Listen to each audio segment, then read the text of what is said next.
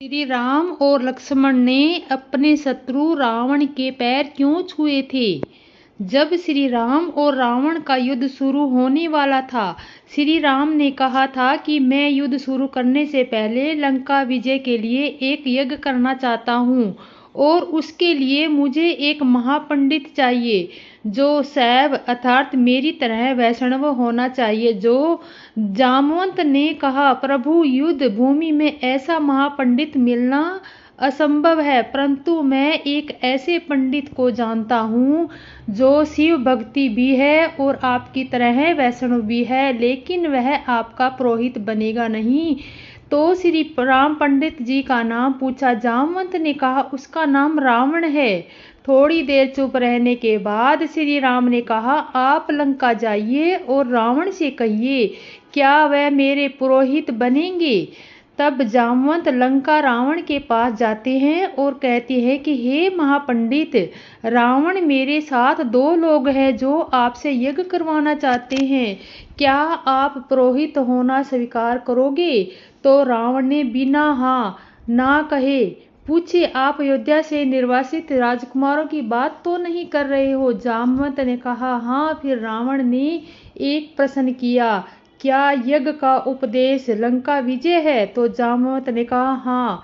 इसके बाद भी आप उनके पुरोहित बनेंगे? तो रावण ने कहा कि किसी पंडित के दरवाजे पर कोई यज्ञ करने के लिए आमंत्रित करे तो उसे एक पंडित कैसे अस्वीकृत कर सकता है?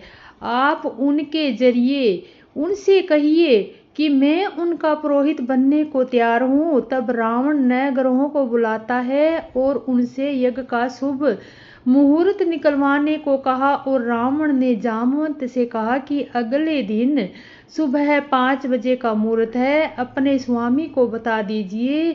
रावण ने जवाब दिया कि हमारे यजमान तो वनवासी है, उनके पूजा की कुछ सामग्री कम पड़ जाए तो पुरोहित का कर्तव्य है कि पूजा की पूरी सामग्री अपने पास में ले जाएं, क्योंकि रावण यह जानता था कि राम विवाहित है और विवाहित पुरुष के बगल में उसकी स्त्री ना बैठे तो पूजा अर्चना मानी जाती है और मैं अपूर्ण पूजा नहीं कर सकता।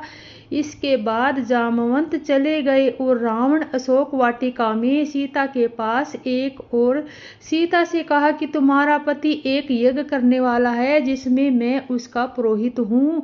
कल मेघनाथ सुबह रथ लेकर आएगा, तुम उसके साथ बैठ कर जाना और यज्ञ स्थल पर चली जाना और यज्ञ खत्म होने के बाद लंका वापस चली आना। इसके बाद रावण सुबह यज्ञ स्थल पर पहुंचा तो राम और लक्ष्मण ने अपने पुरोहित के पैर छुए और रावण से आशीर्वाद लिया। कि रावण ने यज्ञ शुरू होने से पहले राम से पूछा कि तुम्हारी पत्नी कहाँ है? राम ने कहा कि पुरोहित जी, उनका हरण हो गया है। तब रावण ने कहा कि मैंने तो पहले ही कहा था कि अगर मेरे यजमान के यज्ञ में पूजन की कुछ सामग्री कम पड़ जाए तो पुरोहित का कर्तव्य है कि उसको उल्पस्त करवाएं। और उससे मेघनाथ ने कहा, पुत्र सीता राम के बगल में बैठा दो। सीता को उनके बगल में बैठाकर रावण ने यज्ञ को पूर्ण किया और शिवलिंग की स्थापना की और नाम रखा रामेश्वर, अर्थात राम ही ईश्वर, ईश्वर के राम। यज्ञ पूर्ण होने के बाद राम ने रावण से कहा कि पुरोहित जी, दक्षिणा तो बताओ, तो आप क्या लोगे? रावण ने कहा कि यजमान समय आने पर ले लूंगा। राम ने कहा, ठीक है आश्चर्य, परंतु बता दीजिए आपको क्या चाहिए?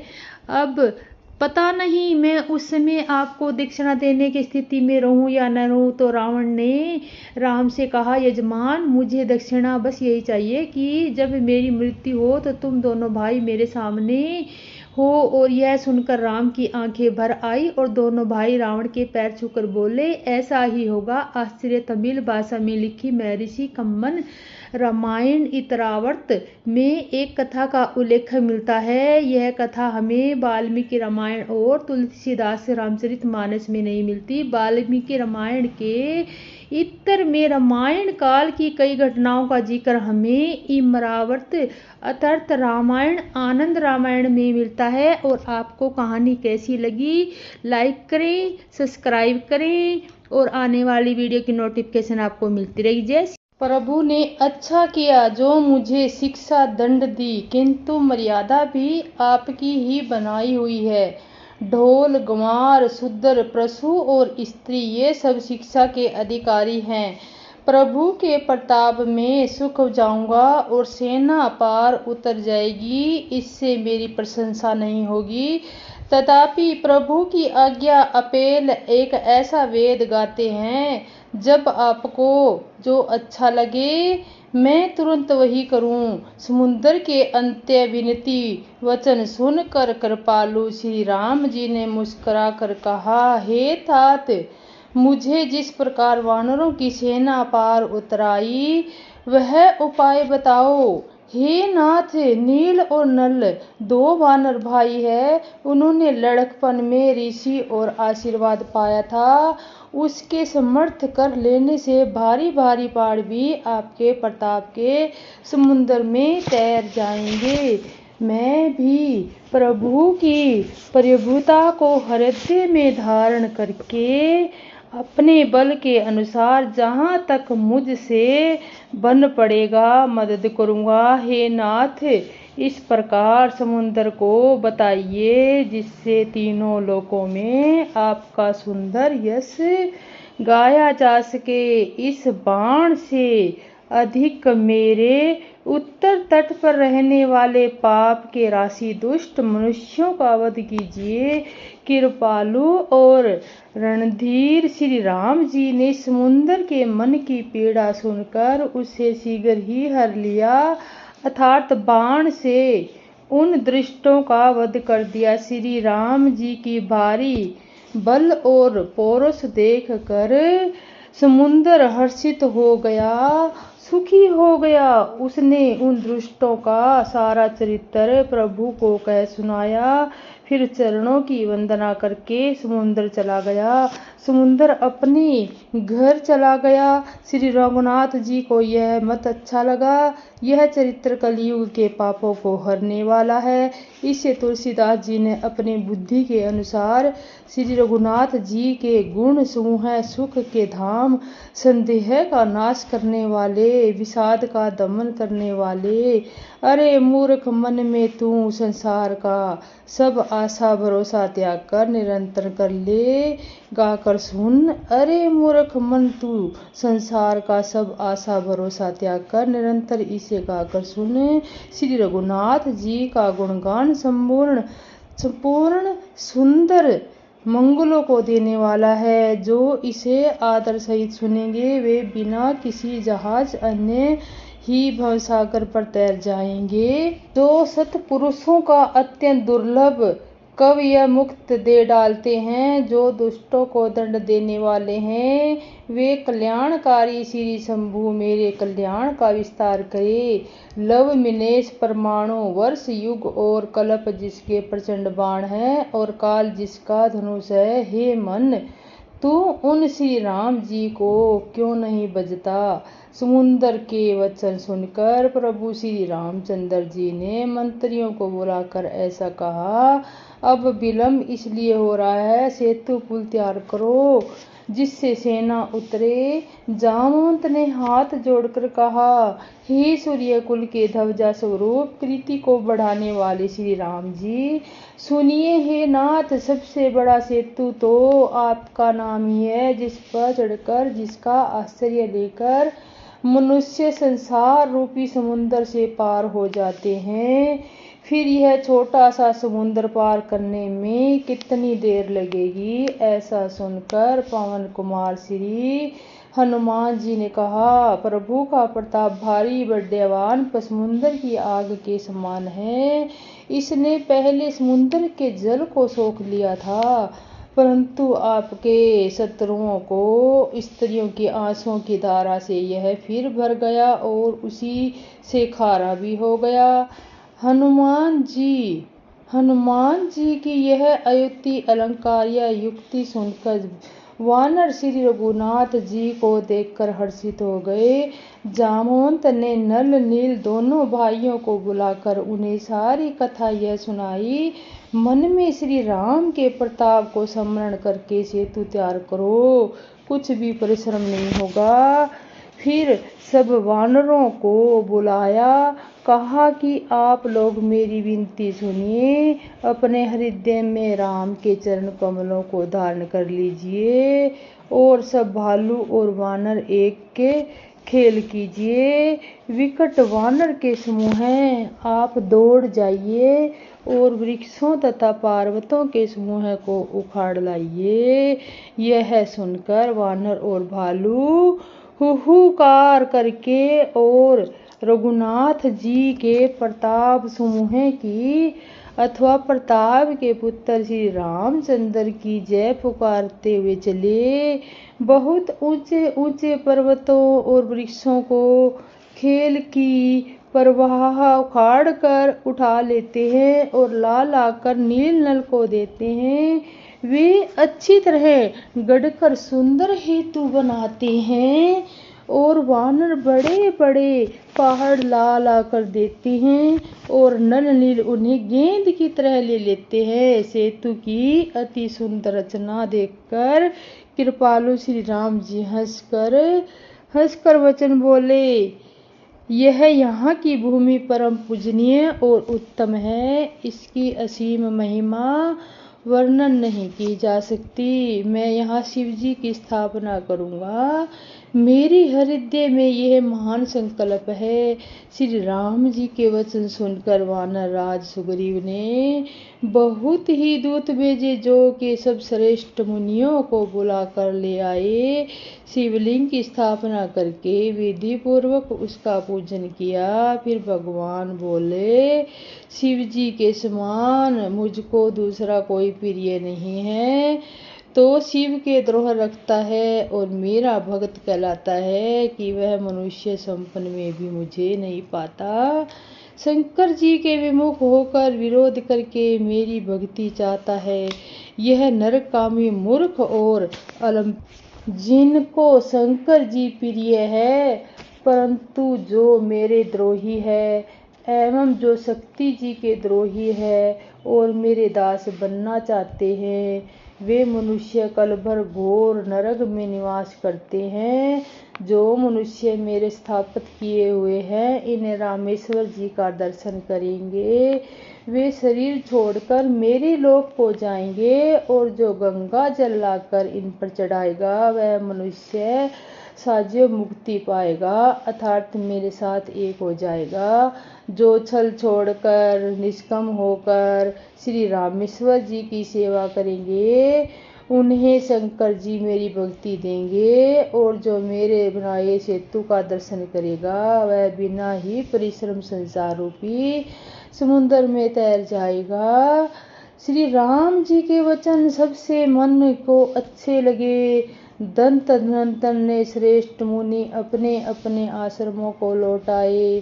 शिव जी कहते हैं, हे पार्वती, हे रघुनाथ जी की यह रीति है कि वे शरणागत पर सदा प्रीति करेंगे। चतुर नल और नील ने सेतु बांधा। श्री रामचंद्र जी की कृपा से यह उनका ये उज्जवल यश स्वतंत्र फैल गया। जो पत्थर आप डूबते थे वह दूसरों को डुबा देते थे, वे ही आज जहाज के समान सभी तैरने वालों को दूसरों को पार ले जाने वाले हो गए हैं। वे रघुपुर के प्रताप की समुद्र पर तैर गए। ऐसे श्री राम जी को छोड़कर जो किसी दूसरे स्वामी में जाकर बजते हैं, वह निश्चय ही मन बुद्धि है। और नील नल ने सेतु बांधकर उसे बहुत मजबूत बनाया। देखने पर वह कृपा निधान श्री रामचंद्र जी के मन को बहुत ही अच्छा लगा। सेना चली जिसका कुछ वर्णन नहीं हो सकता।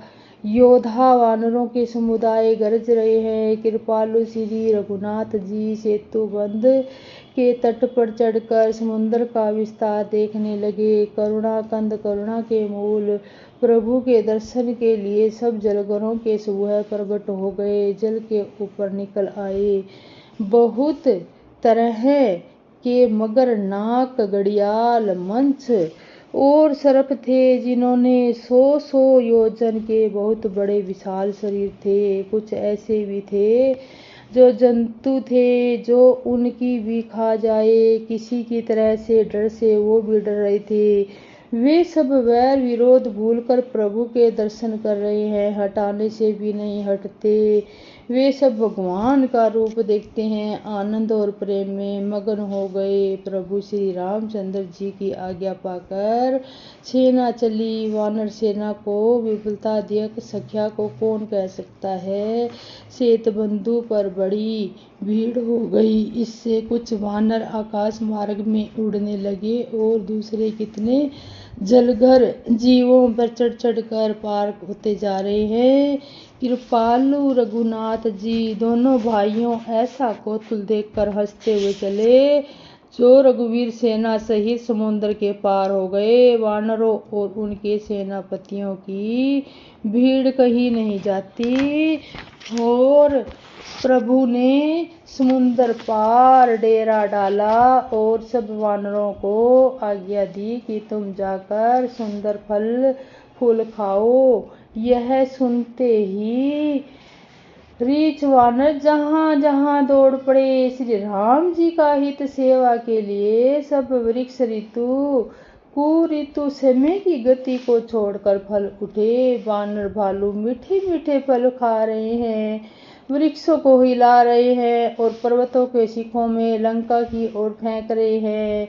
घूमते फिरते जहाँ कहीं किसी राक्षस को पा जाते वह सब उसके घेर कर खूब नाच नचाते और दांतों से उसके कान नाक काटकर प्रभु का सुयश कहकर तब उसे जाने देते। जिन राक्षसों के नाक कान काट डाले, उन्होंने रावण से सब समाचार कहा। समुद्र पर सेतु का बांधा जाना कानों से सुनते हैं। हे रावण घबराकर 10 मुखों से बोल उठा, वर्त निधि, नीर निधि, जल निधि, सिद्धू, बारिश, तोया निधि, कंपति, उपति, प्रपति, नदीश को क्या सचमुच ही बांध लिया। फिर उसने व्याकुलता को समझकर ऊपर से हंसता हुआ भय को बुलाकर रावण महल को गया। जब मोदरी ने सुना कि प्रभु श्री राम जी आए हैं और उन्होंने खेल में ही समुद्र जी को बंधवा लिया है, तब वह हाथ पकड़ पति को अपने महल में लाकर परम मनोहर वाणी बोली। चरणों में सिर झुकाकर उससे अपना आंचल पसार कर कहा, हे प्रियतम, क्रोध त्याग कर मेरा वचन सुनिए। मैं हे नाथ, वैर उसी के साथ करना चाहिए जिससे बुद्धि और बल के द्वारा जीत सके। आप में और श्री रघुनाथ में निश्चय ही कैसा अंतर है। जहाँ जुगनू और सूर्य में, जिन्होंने विष्णु रूप में अत्यंत बलवान मधु और कटभ दैत्य मारे गए और वाराह नरसिंह रूप में महान सुरवीर रिदिति के पुत्रों हिरण्याक्ष हिरण्यकशिपु का संहार किया, जिन्होंने वानर रूप में बलि का बांधा और परशुराम से सहमात्रु को मारा, वे ही भगवान पृथ्वी का भार हरण करने के लिए राम स्वरूप में अवतीर्ण हुए हैं। हे नाथ, उनका विरोध न कीजिए जिनके हाथों में काल कर्म और जीव सभी है। श्री राम जी के चरण कमलों में सिर झुकाकर उनकी शरण में जाकर उनको जानकी जी सौंप दीजिए और आप पुत्र को राज्य देकर वन में जाकर श्री रघुनाथ का भजन कीजिए। हे नाथ, श्री रघुनाथ जी तीनों पर दया करने वाले हैं। सम्मुख शरण जाने पर तो बाघ भी नहीं खाता। आपको जो कुछ करना चाहिए वह सब आप कर चुके हैं। आपने देवता, राक्षस तथा चर चर सभी को जीत लिया है। हे देशमुख, संतंज ऐसी नीति कहते हैं कि चौथेपन बुढ़ापे में राजा को वन में चला जाना चाहिए। हे स्वामी, वहाँ वन में आपका उनका भजन कीजिए, और सृष्टि के रचने वाले, पालने वाले और संहार करने वाले हैं। हे नाथ, आप विषयों की सहायता ममता छोड़कर उन्हीं शरणागत पर प्रेम करने वाले भगवान का भजन कीजिए, जिनके लिए श्रेष्ठ मुक्ति सार्थक करते हैं और राजा राज्य को छोड़कर वैरागी हो जाते हैं। वहीं कौशल्याधीश रघुनाथ जी आप पर दया करने आए हैं। वे प्रियतम, यदि आप मेरी सीख मान लेंगे तो आपका अत्यंत पवित्र और सुंदर यश तीनों लोकों में फैल जाएगा। ऐसा कहकर नेत्रों में करुणा जल भरकर और पति के चरण पकड़ कांपते हुए शरीर से ममोदरी ने कहा, हे नाथ, श्री रघुनाथ जी का भजन कीजिए, जिससे मेरा सुहाग अचल हो जाए। तब रावण ने ममोदरी को उठाया और वह दुष्ट उसके पर अपनी प्रभुता कहने लगा। हे प्रिय, सुन, तूने व्यर्थ ही भय मान रखा है। बता दो, जगत में मेरे समान योद्धा है कौन? वरुण, कुबेर, पवन, यमराज आदि सभी दिक्पालों को तथा काल को ही मैंने अपनी भुजाओं के बल पर जीत रखा है। देवता, दानव और मनुष्य। माता कौशल्या को श्री राम ने कौन सा उपदेश दिया जिससे माता की देह बुद्धि नष्ट हो गई थी? एक दिन की बात है, जब भगवान श्री राम सीता जी के साथ चित्रशाला में विराजमान थे और एकांत स्थान को जानकर मां कौशल्या। एक दिन की बात है जब भगवान श्री राम सीता जी के साथ चित्रशाला में विराजमान थे। एक एकांत स्थान पर जानकर मां कौशल्या वहां पहुंची और श्री राम को मुनि विष्णु भगवान समझकर उन्हें प्रणाम किया और कहने लगी, हे महाबाहो, कृपा करके मुझे कोई ऐसा उपदेश प्रदान करो जिससे मुझे ज्ञान की प्राप्ति हो जाए। माता की बात सुनकर राम बोले, आप माता काल कौशल्या में जाकर कुछ देर वहां स्थित होकर बछड़ों की ध्वनि सुनिए और फिर उससे अच्छी तरह से विचार करके वापस मेरे पास आइए, तब मैं आपको उपदेश प्रदान करूंगा। राम की उस बात को सुनकर माता कौशल्या को बड़ा ही कौतूहल हुआ। उपदेश देने की जगह राम मुझे गौशाला में बछड़ों के पास भेज रहे हैं, तथापि कल क्या होगा? इस बात को सोचते सोचते कौशल्या जी ने वह रात बड़ी व्यग्रता से बिताई। रात बीतने पर अरुणोदय काल में शीघ्र ही वे स्नानादि से निर्बल होकर वे गौशाला में बछड़ों के समीप जा पहुंची।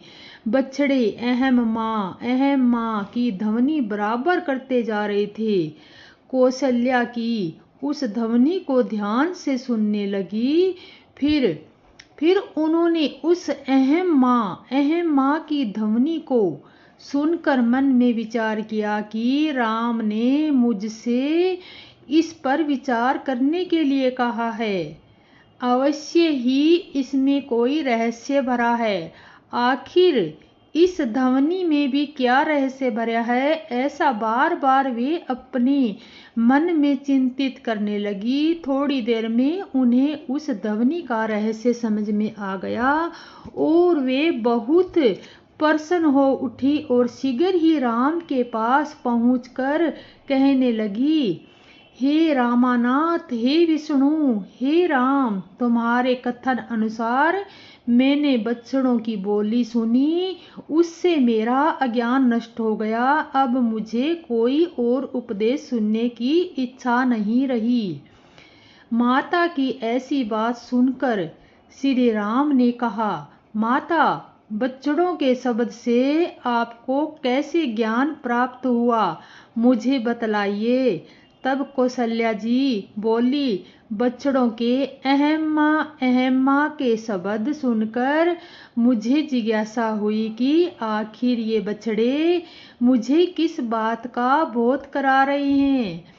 ऐसा मैंने जब क्षण भर विचार किया तब मुझे ज्ञात हुआ कि ये बछड़े अहम्मा कहकर हम संसारी जनों को यही उपदेश दे रहे हैं कि अरे संसार में रचे पचे लोगों, अहम्मा अर्थात में ऐसा अहंकार मत करो। हे राघव, ये बछड़े लोगों को यही पुनीत उपदेश देते रहते हैं, फिर भी लोग समझ नहीं पाते।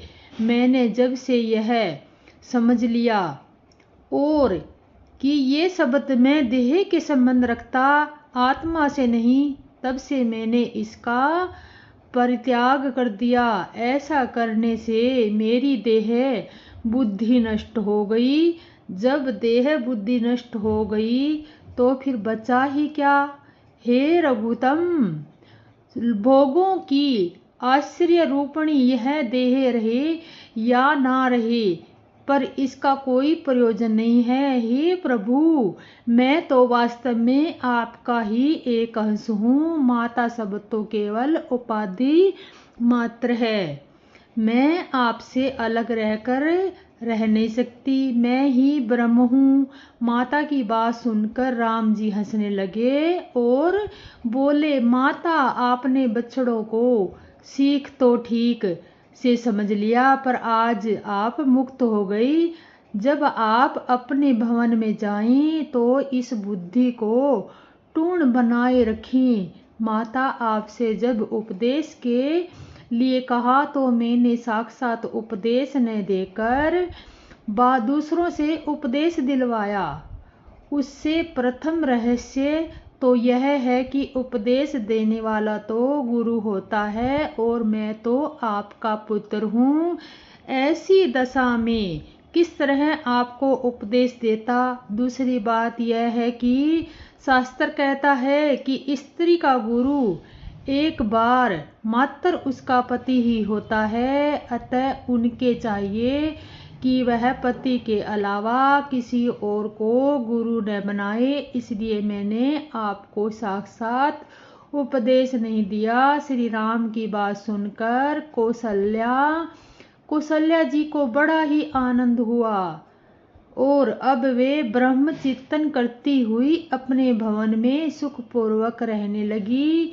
जय सिया राम बोलती रही।